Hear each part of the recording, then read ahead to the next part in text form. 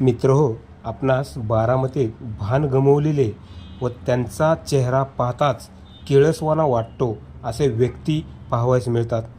असाच एक रस्त्यावर फिरणाऱ्या भान गमावलेल्या व्यक्तीची कटिंग, दाढी, स्नान व नवीन कपडे घालून एक आगळा वेगळा सामाजिक भान व बांधिलकी जपणारा उपक्रम राष्ट्रवादी काँग्रेस पक्षाचे कट्टर कार्यकर्ते साधू बल्लाळ यांनी राबविला.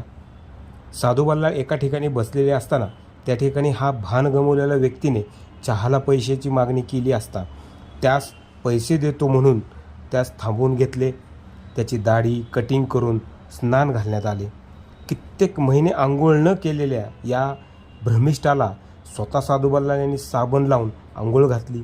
सदरचा इसम स्वच्छ झाल्यानंतर कपडे घातल्यानंतर त्याच्या दिसण्यात आमूलाग्र बदल झालेला दिसत आहे. साधू बल्लाळ यांनी केलेल्या सेवेबाबत सर्वत्र कौतुक होत आहे.